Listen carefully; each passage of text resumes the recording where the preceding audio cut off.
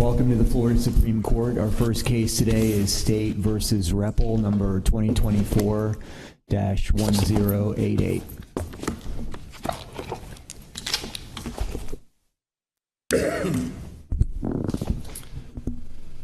Mr. Chief Justice, and may it please the court, Derek Monson on behalf of the state. This case asks whether two indisputably accurate and highly incriminating breath test results that the defendant consented to twice over must nonetheless be suppressed simply because the arresting officer transported the defendant to the county breath test facility in the neighboring city. The answer is no for two independent reasons. So one, transporting a defendant to the county facility that services his jurisdiction is necessarily part of the officer's authority to enforce the law in his jurisdiction. But regardless, this is not the sort of issue to which the exclusionary rule would apply anyways, so I'm not even sure a motion to suppress is a proper vehicle to consider that question. I'm happy to talk about either issue, which we think provide an independent basis for quashing the decision below, but otherwise I will start with the merits. So municipal police officers are vested with very broad authority. Can you explain what rule you're proposing? Because you don't seem to truly defend the Fifth DCA's continuing investigation sort of framework. I think, what I pulled out from the brief was an incidental use of a limited amount of authority. What sort of rule are you using as an exception? Where does it come from? Can you explain that a little better? Yes, so I think, we're not urging for an exception. So I think, we agree you have to look at the statute because, a police department's authority is created, the police department is created by statute. Their authority both within and outside their jurisdiction is governed by statute. So we have the statute here going all the way back to the City of Maitland's original charter, and then also the Home Rule statute that gives them the authority to basically take all necessary steps to enforce the law in their jurisdiction. Now, I don't think we're running from the Fifth DCA's rule here. I think it's entirely possible. Well, do you agree with that the kind of like continued investigation framework is probably, as the court in Repple noted out, probably kind of just a loose term that got used and reused throughout Florida jurisprudence without kind of a rooting case or principle? I do think that that's correct. So we wouldn't call this like I said, we wouldn't call this any sort of exception. We wouldn't call this a continuing investigation exception. I do think we would argue that an officer investigating a crime that occurred in their jurisdiction is an incidental exercise of their authority to enforce the law in their jurisdiction. Now we don't think the court necessarily needs to reach that broader question of can a police officer literally do anything in another jurisdiction as long as they're investigating a crime that occurred in their jurisdiction. What would be the rule that we would make then? So are you asking us to just say for the purpose of this statute, for the purpose of implied consent, and a DUI, they can cross jurisdictional bounds, but we won't talk about anything else? Yes, so I think, all the court needs to say to resolve this case is that the implied consent statute makes clear arresting officers have the authority to request a breath test, and that is an incident to a DUI arrest, and that necessarily is encompassed in the officer's authority to enforce DUI. So in the state's mind, it's similar to something as simple as booking Correct. a person. Yes, we would say requesting a breath test is simply part of the booking procedure when there's a DUI arrest. In fact, except that it isn't a misdemeanor to refuse a booking procedure, right? What importance should we ascribe to the fact that declining to engage in the breathalyzer exam would constitute a separate offense committed outside the territorial boundaries of Maitland? Yeah, so I don't know that necessarily changes the officer's authority to request the test in the first place. But I guess my question is, what's the state's position? I think I have a position, but what is the state's position on the effect of that fact pattern on the officer's authority? Like, for example, if let's say Mr. Repple declines the breath test, do I now need a different officer to charge him with that misdemeanor, or can the Maitland police officer charge him with that misdemeanor? Or seek charges, I should say. The state attorney is going to charge him. Sure. Admittedly, so I haven't thought about that exact angle, but I do. I mean, speaking here on the fly, I think it's probably correct. The police officer, I mean, that would be a crime that occurred in another jurisdiction at that point. So that you would, it would have to be a police officer in that jurisdiction, although he's already in custody. He's already in this police officer's custody. Yeah, I mean, I think this sort of, authority by spoonful is kind of weird. It would seem to me that the line is, if he's committed, I would guess that the state's position would be something like, once the arrest is complete, once the officer had probable cause to arrest this person and restrain his movement, then this analysis about the roving authority of a constable or whatever is sort of, now it's out the window, because I've restrained this person's movement. He's going where I tell him, and if he commits another crime, for example, if he spits at me through the separation in the car, right, he's committed battery on a law enforcement officer, I think the state would say. And I don't know that he then has to figure out where the spit hit him and call the police department there. I've restrained his movement. So why isn't the rule, to get back to Justice Sasso's question, why isn't the rule that the state is propounding actually much broader than what you're saying, which is like, hey, if we've arrested the guy, I'm now investigating further crimes? Yes, that's correct, Your Honor, and I think we do say that in our brief. So once he's in the police officer's lawful custody, the police officer has arrested him for an offense that occurred in Maitland.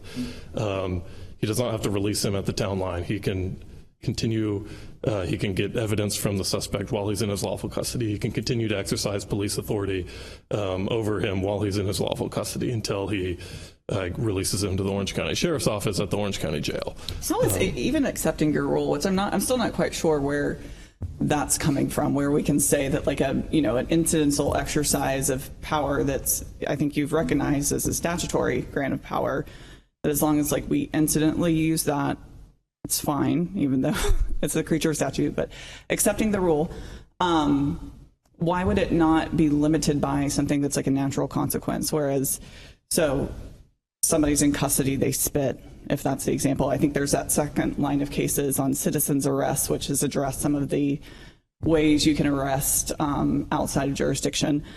But booking would be a kind of a natural consequence. But then we have the breath test, which is kind of, it's separate. It's not necessary to prove a case. It's not necessary to prove a DUI. It's now the separate act of obtaining evidence. Even within your rule, how is that incidental? So I think our rule is that anything that the officer is doing in furtherance of some legitimate law enforcement activity in their jurisdiction would be encompassed. So, for example, how do we run that up against our stated rule that the officer can't collect evidence outside of its jurisdiction? Well, I think. So I don't know that you've ever said an officer can't collect evidence outside the jurisdiction when the officer is investigating a crime that occurred in their jurisdiction. And so what I think the rule is that a police officer, so they have the full police power of the state to enforce law and order in their city. Obviously, that means they can't go to another city to enforce law and order in that city. The Maitland officer can't go to Orlando, pull people over for DUI, and arrest people there. For DUIs committed there, he can't run to try to take over a murder investigation in Miami. But that is obviously not the situation we have here when an officer is investigating a crime that occurred in their jurisdiction. I mean, here, it's going to usually be the case that evidence of the crime is going to be all over, potentially all over the state. Crimes are not limited.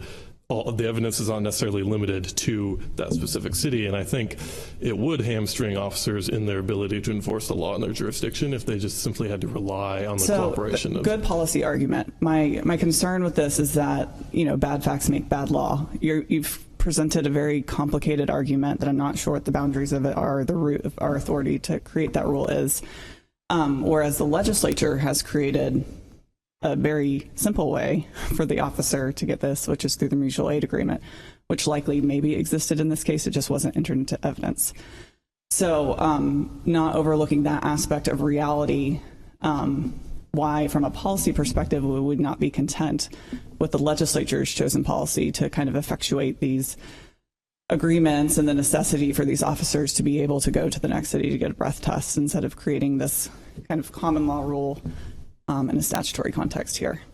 Yeah, so I mean, we certainly think a mutual aid agreement could be used to cover this sort of scenario, although I don't know that, I mean, you read the mutual aid statute. Yeah, help me understand that, because who's aiding who? Because this is all about enforcing the law in Maitland and pursuant to this crime that's there. So I don't understand who's aiding who. Under the mutual aid, typically it means an officer can go from one jurisdiction into another to enforce the law in that other jurisdiction, right? Yes, that's correct. And that doesn't really fit this circumstance. Which is what I was about to say, Your Honor. I thought so. So you look at the mutual aid statute, and it really is the scenario that it's contemplating is a jurisdiction, one police department basically requesting assistance from another police department. So you might have, you know, a particularly large event, maybe the President of the United States is speaking in Orlando or something, and they want to ask the Maitland Police Department for assistance. They can have this written agreement that allows them to request that assistance. They come, the Maitland Police Department can then exercise authority in Orlando pursuant to that agreement. Obviously, that's not what we have here. This Maitland officer was not assisting the Orlando Police Department in any sort of law enforcement function. He was enforcing the law in Maitland, and this was simply the final step of a DUI arrest that occurred in Maitland. But even, Your Honor, go ahead. Oh, I just swing around. Can we just back up a second though, because it seems like part of and I want to make sure that I understand whether you're going along with this premise. It seems like a lot of the questions have been going to like looking for authority in a statute, et cetera. Though I thought the logic of the Constitution post 1968 is that cities have these municipal powers that are granted in the Constitution. It's part of, inherent home rule. It sort of was a sea change. Pre-1968, the legislature had to affirmatively grant cities whatever authority they have. Now it's constitutionally derived. And statutes are the source of limits on cities' authority.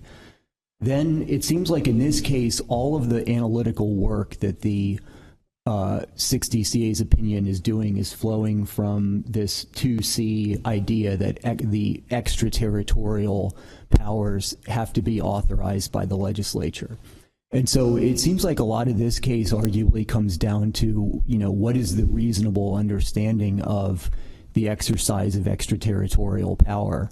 When you're going in and trying to enforce the law in another jurisdiction, or you're using your coercive authority to do searches, et cetera, you're kind of, exerting your power into that jurisdiction. I don't know that it's reasonably that one would reasonably understand the concept of exercising power in another jurisdiction to include just taking someone who you could have done you could do the breath test in your own, you could do it there, they're under your control. If the city, maybe they can save money by having a facility in the city next door. Like the idea that constitutes kind of, in the constitutional sense, an exercise of power, to me seems like a stretch.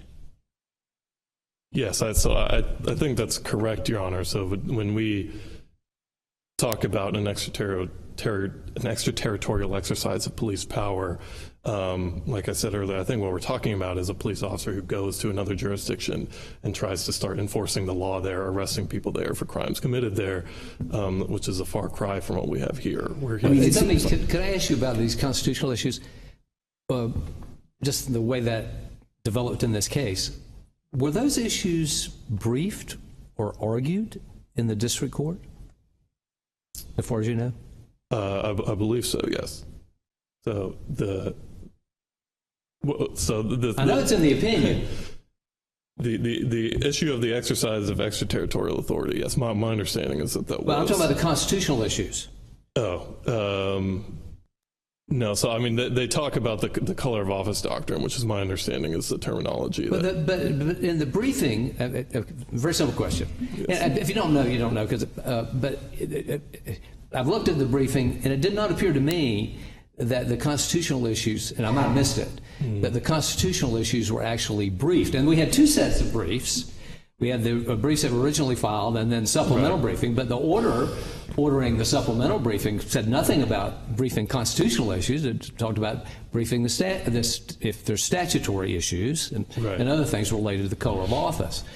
So all this discussion about the parameters of the Constitution, my question is, was that something that was actually briefed for proper consideration by the court? I see. Well, so I think, so the 6th DCA, basically I think the issue was framed, I mean, it is framed as a statutory issue because what the Constitution says is basically that this is a statutory question. But why are you saying that? I mean, the statutes can limit, I mean, it's kind of like, it's like local government law 101. Is if you look at 2B, municipalities shall have governmental, corporate, blah, blah, blah, power, perform municipal functions and render municipal services, and may exercise any power for municipal purposes except as otherwise provided by law. So it seems like, I don't think that there's anything in the statutes that's been invoked here that's saying explicitly you can or can't do this. As I read the 6th DCA, all of the work is being done by this inference that if a municipality is exercising quote unquote extraterritorial powers, that has to be authorized by the legislature. But I don't think that a reasonable understanding of the exercise of extraterritorial power is equivalent to anything that a police officer does outside of the city that they're, in this case, the city that they're employed by. I mean, it seems like that's not a statutory question. The 6th DCA was essentially, whether they explicitly say this or not, they're interpreting this phrase in the Constitution, and I think that because there are these other cases where it talks about conducting searches and arresting people outside your jurisdiction, they're sort of by analogy, either assuming or, they're kind of drawing an inference that reading this consent thing and instructing, because really the request is made of the person administering the test. It's not really a request. It's a little vague as to who's requesting what from whom. But, all of the work here is basically trying to, by the 6th DCA, is sort of trying to fit what's going on here into the same thing as like going into another city and knocking on a door of a home or evidence that's in there or a person that's there sort of organically, rather than this situation where it's arguably just very different. And it's certainly more, it's not in the kind of like core of an exercise of power. I mean, I'm not saying that it's crazy to characterize it that way, but it's on the fringe at best of an exercise of power. Yes, so I think we agree with that. So, I mean, our argument is that I guess this is not really truly an exercise of extraterritorial authority within the meaning of that constitutional provision, because he was enforcing the law in Maitland. And let's go back to the informed consent statute. Now, if you look at 316-1932, it talks about the administration of the test being incidental to a lawful arrest, right, and administered at the request of a law enforcement officer who has reasonable cause to believe that the person was driving under the influence. Well, isn't there kind of an irresistible implication here that at least ordinarily, not necessarily always, but at least ordinarily, that reasonable cause is going to be possessed by the arresting officer? Yes, that's right, Your Honor. And in fact, if you look at subsection 1D, it says if the arresting officer does not request a breath test, the defendant can ask him to, in which case he's required, the arresting officer is required to request a breath test. And I take it under Mr. Repple's view that if the breath test facility that services his jurisdiction is not in his city, he just has to violate the statute, or else he can do it anyways. And I suppose the defendant can wait to see if the breath test results are good for him, then he can admit them to evidence, and then if they're incriminating, then he can object and have them suppressed. I do just want to briefly touch on the suppression issue. I mean, even if Your Honors were to think that this required a mutual aid agreement or something to that effect, I mean, clearly there was an arrangement between Orange County and the Maitland Police Department here. From a preservation standpoint, I know you say that it was raised at the 6th, but why shouldn't it not have been raised at the trial court? Yeah, so after all, motion to suppress. So there's a rule that stems from this court's decision in Harvey in Florida that you don't have to make a futile objection. So I didn't read that case the same way. I think when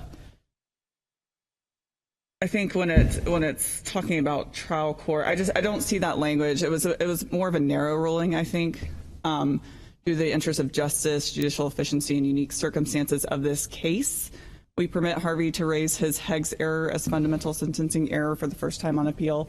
That seemed to be a pretty narrow ruling. Generally, you would agree, though, that the preservation issue is the issues raised in the trial court, right? So I think, I actually think Harvey is exactly the situation we have here. You had a DCA opinion foreclosing the argument. So it was a single subject challenge to the sentencing guidelines. There's a DCA opinion rejecting the challenge. They raise it, this court ends up quashing it. In fact, it's arguably even more, I mean, in that case, that DCA opinion was pending before this court. And what's the purpose of the preservation rule? So the purpose of the preservation rule is to give the trial court the opportunity to address the question. And if the trial court has no flexibility, because the law has already been established by a decision in the first DCA, the purpose of the preservation rule just doesn't come into play. That's correct, Your Honor. So the trial court would have had no opportunity to even consider the exclusionary rule point because the DCA, binding DCA precedent foreclosed it. And do you think the first DCA was truly that binding? I mean, do you think it was it was on all fours with the issue was raised in the motion to suppress? So yes. So I think, I mean, both the first DCA and the second DCA and the Collins decision had held that evidence that a police officer obtains outside their jurisdiction must be suppressed. We don't think there's any basis for that in any statute or the Constitution, and this court shouldn't create that remedy. And it's also the case, isn't it, if I understand correctly from reading the opinion, that the sixth DCA thought that issue was properly before it because they addressed it. Correct. So the sixth DCA in this case held that suppression was the proper remedy for this sort of violation. You can have 15 seconds to finish up. Yeah, so on the exclusionary rule issue, we ask that this court reject any invitation to expand the exclusionary rule further. Thank you. Thanks, and you can have 2 minutes for rebuttal.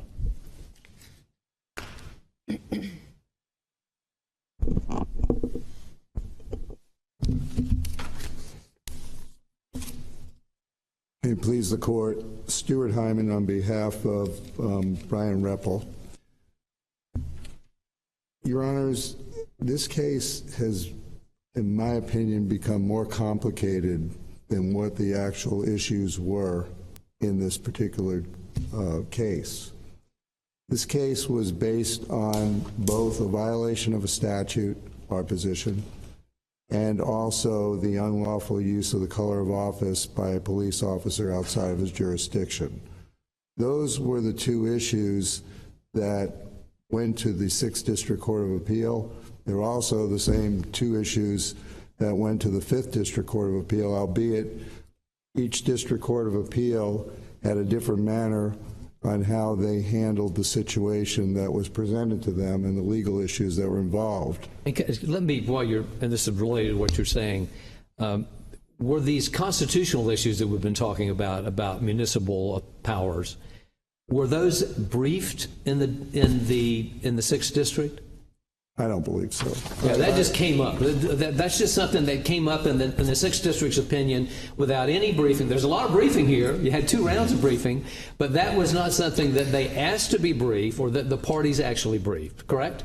I don't believe that constitutional, where it came into play, I believe, was dealing with the breath test and the breath test being a search.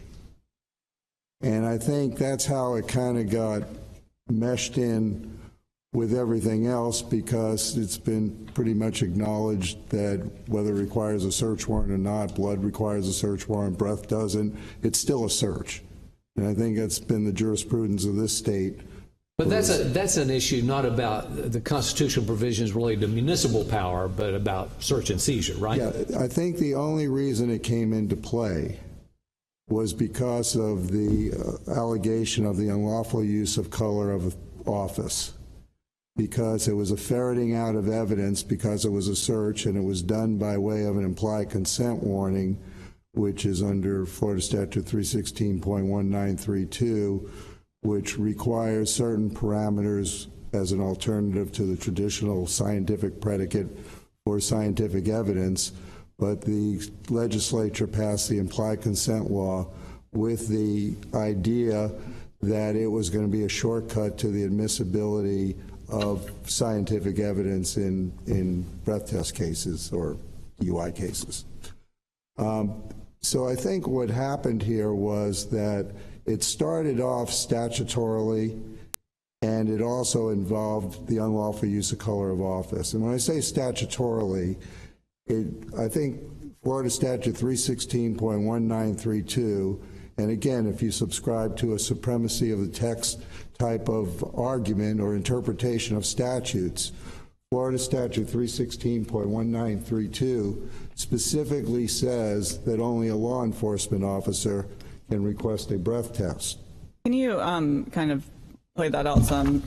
Why is it, this is incident to a lawful arrest. It was at the request of a law enforcement officer. There's no limitation in the statute itself as to the jurisdiction of the law enforcement officer. And I think your argument is that by using the term law enforcement officer, the legislature is necessarily limiting to that to an officer who has authority to act within that jurisdiction. And the reason why I agree, but you have to take it one step further. It's been, at least my understanding, even in the 5th District Court of Appeal, in the Griffiths case, when a municipal police officer ventures out of their jurisdiction, they are not considered, at least by those decisions, to be a law enforcement officer per se. They become a private citizen. So when this officer was taking the defendant here to jail, when he crossed out of the municipal jurisdiction over into the county, he was no longer a law enforcement officer. He was a private citizen taking the defendant to jail. Isn't that the implication of what you're saying? Well, Your Honor, the implication of what I'm saying is that I see cases that may be outcome legal analysis derived, because you can find cases that say that if a battery on a law enforcement officer occurs outside of that officer's jurisdiction, it can still be prosecuted as a battery on a law enforcement officer.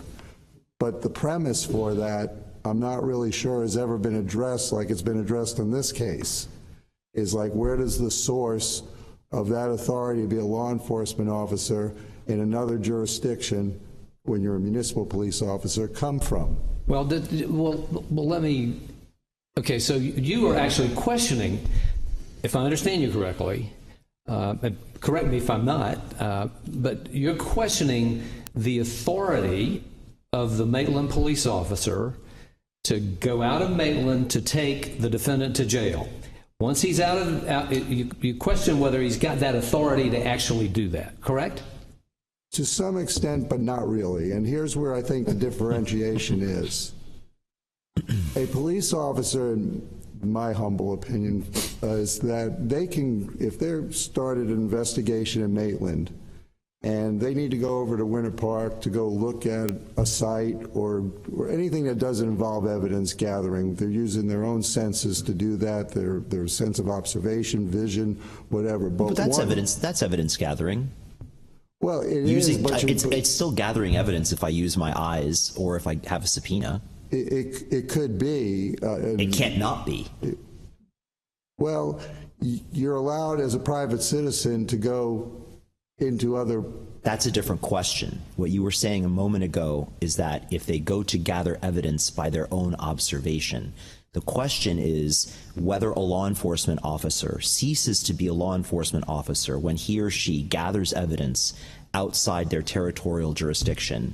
And it seems to me that there's no way for you to credibly make that assertion and also have a law enforcement officer, say, have the authority to serve a subpoena outside the jurisdiction for a witness to go to the bar where Mr. Repple had been, or let's say in this case the restaurant was not in the territorial jurisdiction of Maitland, and he goes to serve a subpoena there the next day to get the bar receipt or something like that. You would say that that's a trampling on the statutory limitation. He's not being a private citizen, couldn't serve a subpoena and demand or search warrant. I mean, like, the rule you're propounding means that a law enforcement officer cannot investigate outside of their municipal limit. Frankly, Your Honor, if that would be my position, but I'm trying to weave all this in amongst a lot of decisions from a lot of different courts going a lot of different ways. And the only way I have been able to make some semblance of legal reason out of it is that as long as it doesn't involve the use of color of office, where you're acting as a police officer to gather that evidence by, like in this case, an implied consent warning, saying that if you don't submit to a breath test, you're going to lose your license or you're going to be charged with a criminal offense. Well, it's even clear under the statute that the warning actually has to be given by the officer. Now, the request has to come from an officer, but is it really clear from the statute that the warning, it just says the person shall be told. It doesn't necessarily say, you might expect it ordinarily it's going to be the officer, but does it actually say that?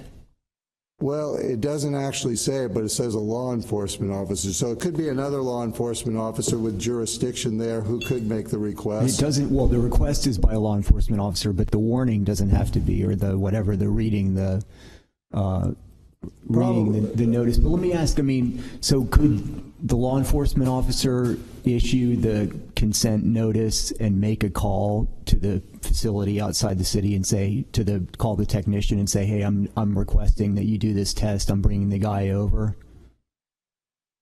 Maybe. Okay, so I mean, this is ridiculous.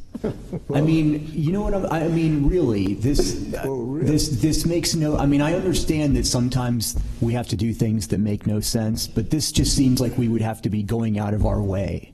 In this case, I don't believe we're going out of our way, and I think. Okay, tell me why that is. Argument. The reason why I don't believe we're going out of our way is because, and I go back a little bit longer, but there was a time when every municipality I know of in the Orlando area had their own breath testing machine in their city. Somehow this evolved to where it was outside the city.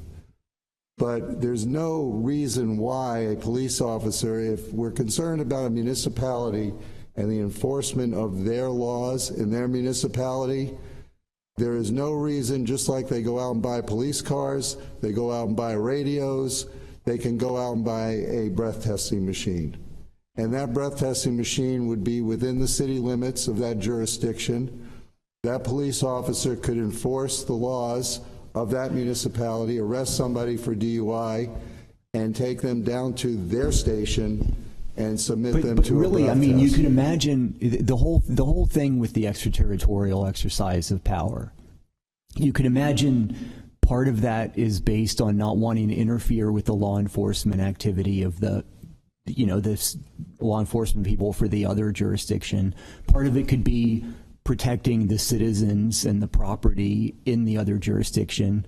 I mean, in this case, neither one of those interests is really at stake. I don't understand. I mean, this just seems like a completely, I mean, I hate it when every time someone uses the word formalism that it's in a pejorative way, but this does really seem like sort of an empty thing. If there's nothing inherent about anything that this law enforcement officer is doing, it's not inherent that it has to happen in the other jurisdiction for it to be effective. You could make your call, you could do the warning and make the call in the thing. You're dealing with a crime that was committed in your jurisdiction. It could be, the person was there. I mean, what is the point? I don't get it.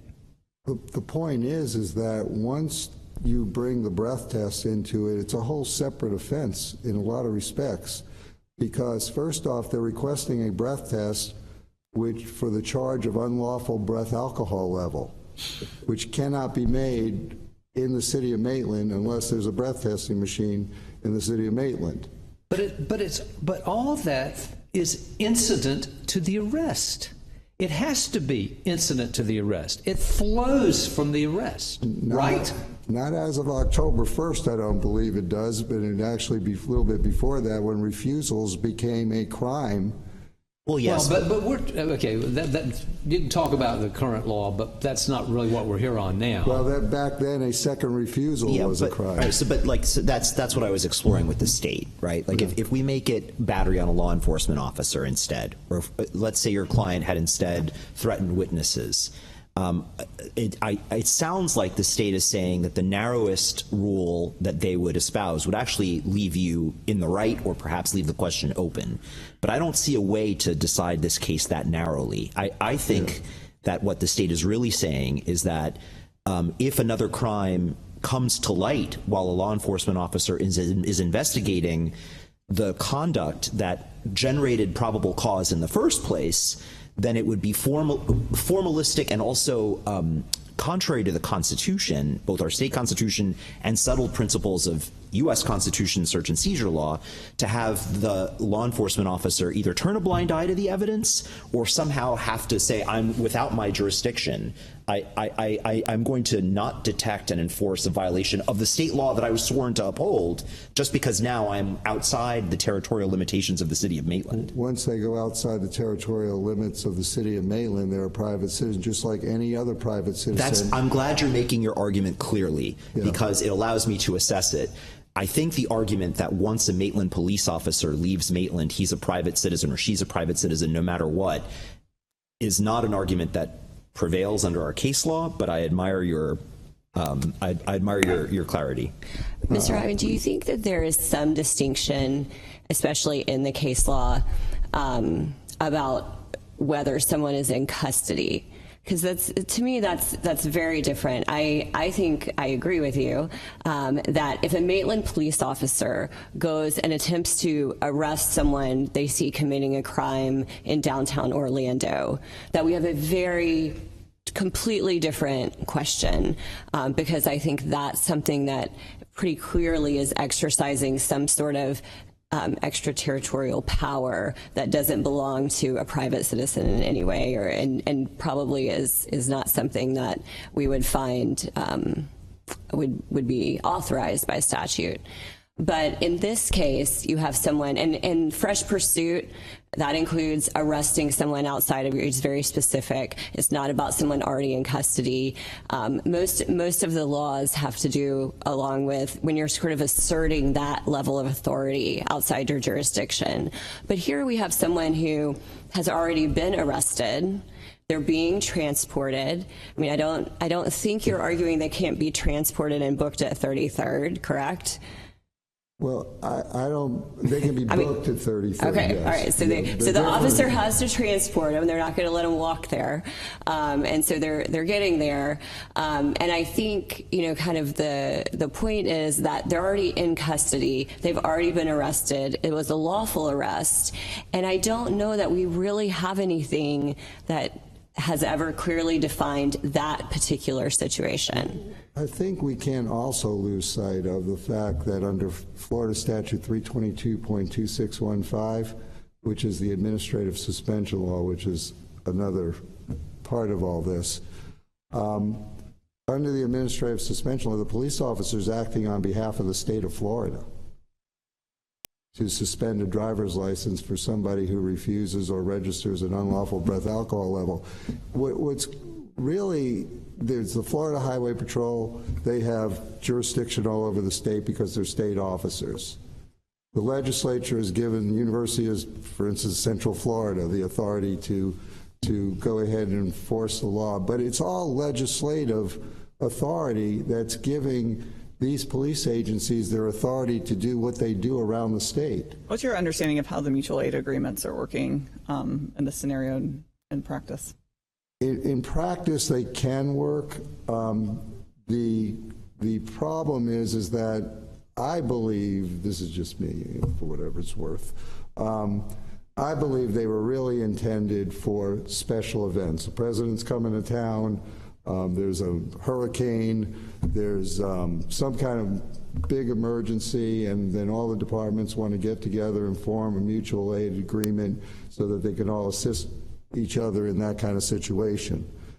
But I think for routine law enforcement matters, I just personally don't see it legally as being something that should be done. And this is a routine, even if you look at some of the others. So what you, well, help me understand what you think should be done.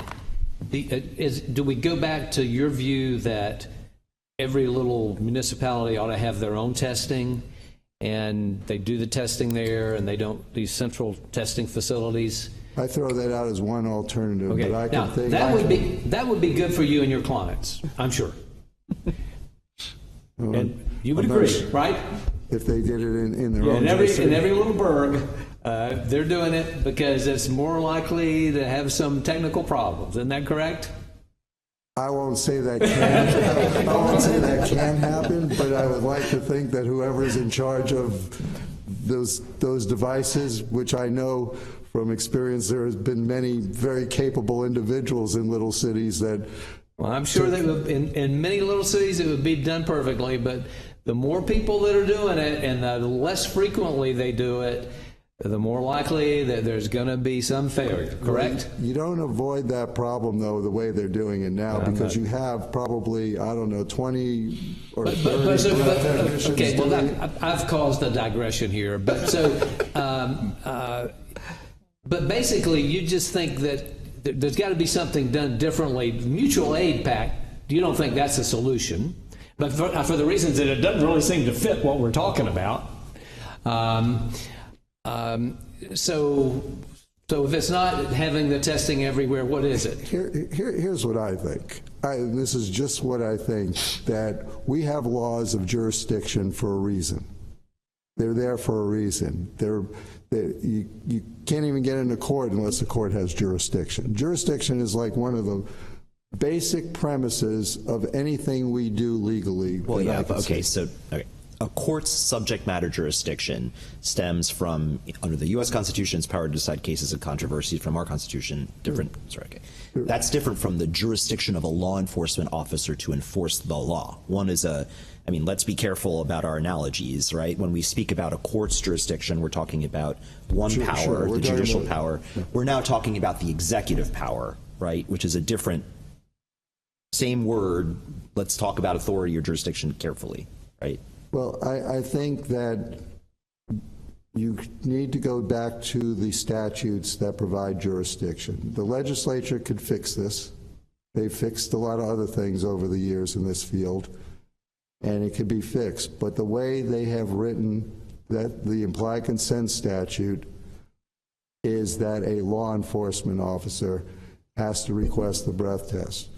The jurisdictional law on municipal police officers, there's numerous that I've cited in the brief, and there's probably more even out there, that once a municipal police officer leaves their jurisdiction, they're a private citizen. And if we're going to give the text of that statute what it says and what it means, and I'll call maybe the court's attention to the Griffiths case, which is also from the 5th District Court of Appeal case. In that particular case, it dealt with search warrants, and under 93307, the service of a search warrant, whether a search warrant could be issued and who it could be issued to. And the statute required to be issued to a law enforcement officer, actually used police officer. But the 5th District Court of Appeal, in that opinion, made a point of saying that it had to be a police officer with power to act. They made a specific finding, power to act.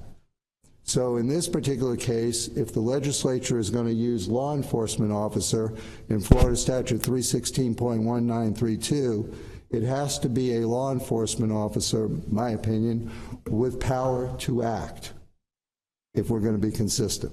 Can I clarify one thing on the suppression issue?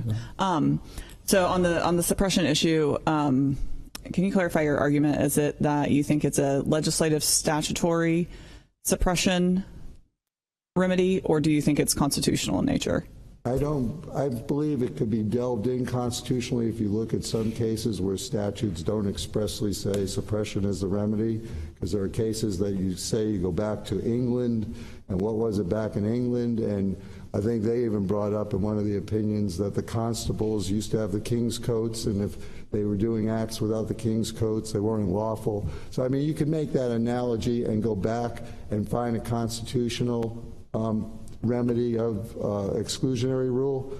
But I think when it comes to the implied consent law, it has always, even by this court, held in those three cases, Robertson, Donaldson, and Bender, to be statutory.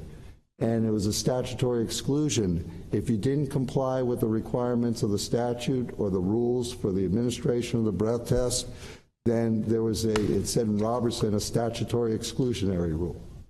And so I believe it is a statutory exclusion, but I believe that the argument could be made it's constitutional as well. I guess I'm just trying to figure out which one you're hanging your hat on. Yeah, I really would like to say I'm hanging it on one or the other, but I'm not really, because I can see the arguments for both of them. And I don't make the decisions, I just kind of follow them from different courts and try and put them together and come to some sensible conclusion legally that makes sense legally. And I do believe, though, when they say that the three cases out of this Florida Supreme Court in the past, Donaldson, Bender, and Robertson, they were all very basic in that you have to comply with the statute, and there's a statute involved in this case on 316.1932 that it has to be a law enforcement officer that requests the breath test. So I think the better argument probably in this case is statutory suppression by the exclusionary rule that's statutory. But I think the argument could also be made that it is based on the Constitution. If you want to go back to what is the powers of police officers and evidence gathering, and back then I guess it was breaking down doors because they didn't have breath test machines, but here we have breath tests where people are being searched personally. So my feeling is that I can't make the decision, but I think there's an argument that could be made for both of those, but I think the statutory one's probably a better argument. And in order for you to win on the merits, we have to there's other parts to it, but the foundational premise is that the act of requesting the technician or whatever to perform the test, that is an extraterritorial exercise of municipal power. Yes, and it's being done not only for the officer for his DUI case, but it's also being done on behalf of the state of Florida for administrative purposes as far as the suspension of driver's licenses. They're acting as a state officer. And we don't really have, other than just sort of the analogies to the sort of observational sort of walking around type searches, there's no, I'm not aware of anybody citing any authority for kind of understanding this phrase in the Constitution in this context to address. I mean, it's all by analogy to.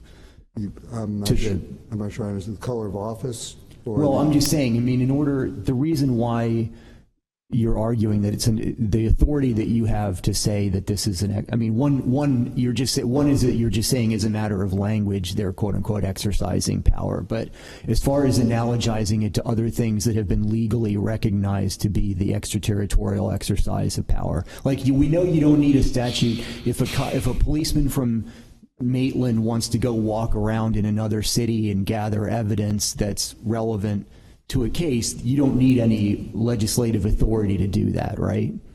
Well, if you follow the premise that if that's actually evidence gathering by walking around and just using your eyes, then yes, you probably do. Okay, well that goes, okay, I don't want to, but that's obviously, that goes against the case law. What I analogize this to is those cases where they went to hotel rooms and searched hotel rooms. They went to people's houses and did searches. Right. That's where they're using the color of their office. Right. I understand. So that's basically, it's okay. Can I ask a brief follow-up about the request for the test?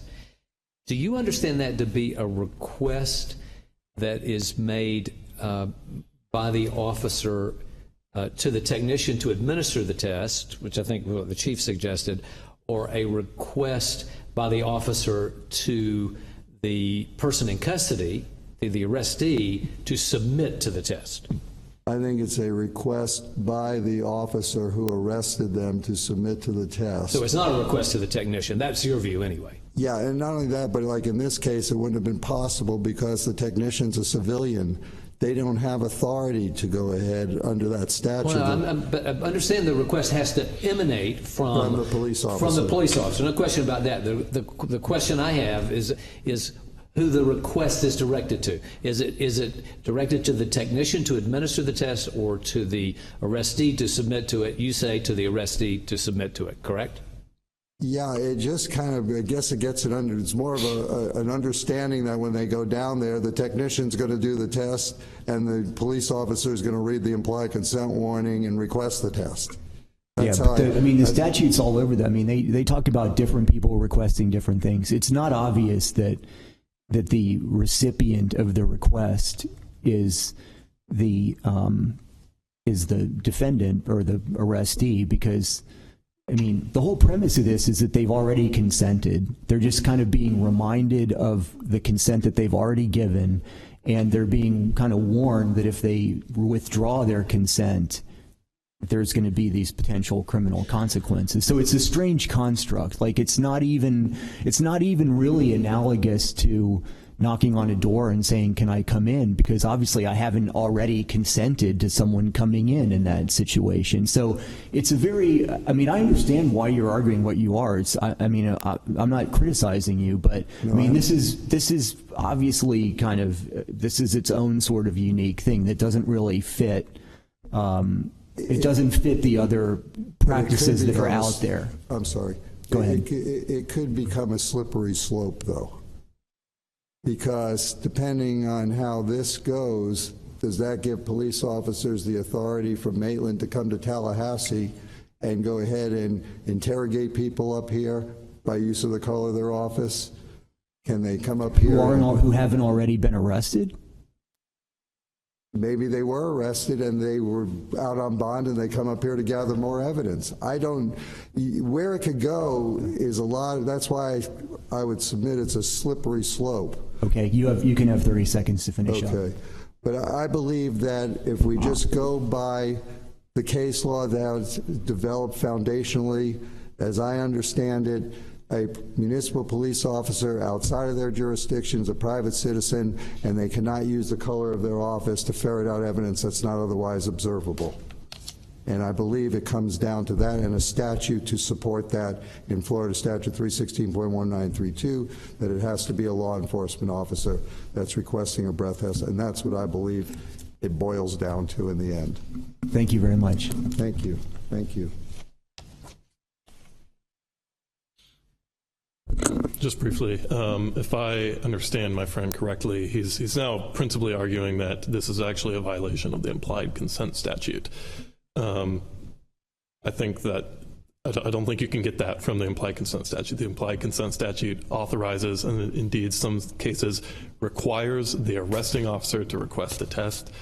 My take, my friend's view is that the legislature was implicitly requiring every municipality in the state of Florida to purchase their own breath test and operate their own breath test facility. I hate to invoke the absurdity canon, but I feel like we're approaching that territory. I mean, there's some municipalities in Florida that have agencies of just a handful of police officers. I don't think the legislature was requiring that.